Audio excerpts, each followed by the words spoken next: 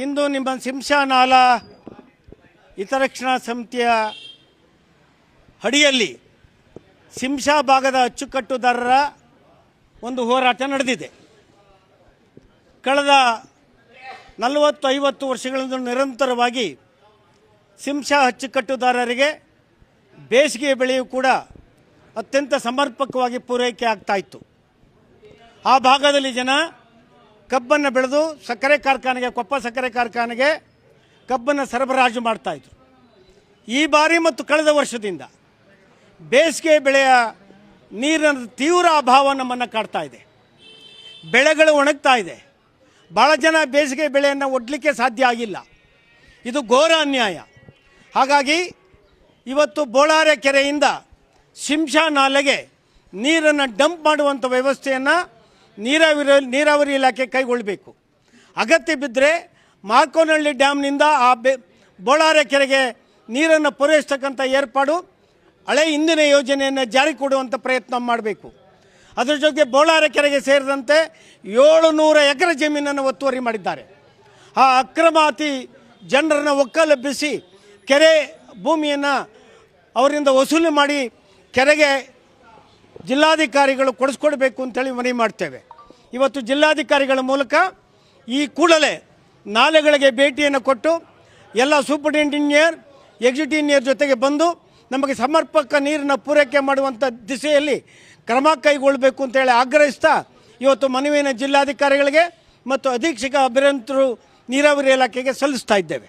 6ನೇ ಹಂತದ ಕುಡಿಯುವ ನೀರಿನ ಯೋಜನೆಯನ್ನು ಮಾಡಿದ್ರೆ ನಮಗೆ ಬೆಳೆಗಳಿಗೆ ನೀರೇ ಇರೋದಿಲ್ಲ. ಈಗಲೇ ನೀರಿನ ಹಾಕಾರ ಇದೆ. ನೀವು ಕುಡಿಯುವ ನೀರಿಗೆ ಬೇರೆ ಪರ್ಯಾಯವನ್ನು ಮಾಡಿಕೊಳ್ಳಿ. ನೀವೇನಾದರೂ ಮೇಕೆದಾಟು ಯೋಜನೆ ಹೇಳ್ತಾ ಇದ್ದೀರಲ್ಲ, ಅಲ್ಲಿಂದ ಏನಾದರೂ ನೀವು ಪರ್ಯಾಯವನ್ನು ಮಾಡಿಕೊಳ್ಬೇಕೇ ಹೊರತು ಯಾವ ಕಾರಣಕ್ಕೂ 6ನೇ ಹಂತವನ್ನು KRSನ ನೀವು ಮಾಡ್ತಕ್ಕಂಥದ್ದನ್ನ ಕೂಡಲೇ ನಿಲ್ಲಿಸಬೇಕು. ಅದು ಈ ಭಾಗದ ಬೆಳೆಗಾರರಿಗೆ ತುಂಬ ತೊಂದರೆ ಆಗ್ತದೆ.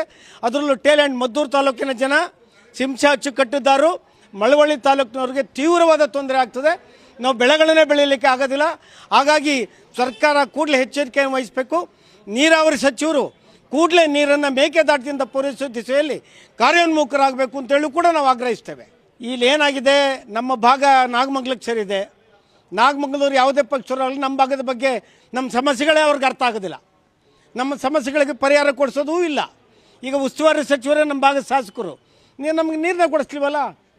ಹಿಂದೆ ಮಂಚೇಗೌಡರಂಥ ಶಾಸಕರಿದ್ದಾಗ ನಾಲೆ ಮೇಲೆ ಬಂದು ನೀರನ್ನು ಕೊಡಿಸ್ತಾಯಿದ್ರು, ಭೂಮಿಗಳಿಗೆ ನೀರನ್ನು ಹಚ್ತಾಯಿದ್ರು. ಅಗತ್ಯ ಬಿದ್ದರೆ 1-2 ದಿನ ಹೆಚ್ಚು ನೀರನ್ನು ಹರಿಸ್ತಾಯಿದ್ರು ನಾಲ್ವೆಯಲ್ಲಿ.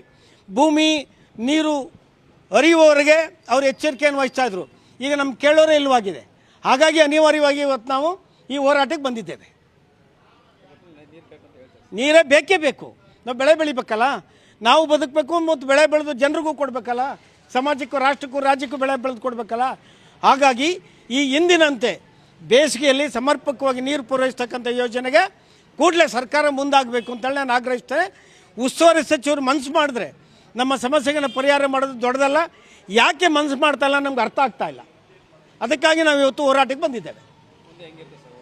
ಹೋರಾಟ ನಮ್ಮ ಬೇಡಿಕೆಯನ್ನು ಈಡೇರಿಸದೆ ಹೋದರೆ ನಿರಂತರವಾದ ಮತ್ತು ಉಗ್ರ ಸ್ವರೂಪವಾದಂಥ ಹೋರಾಟವನ್ನು ಕೈಗೊಳ್ಳಬೇಕಾಗ್ತದೆ.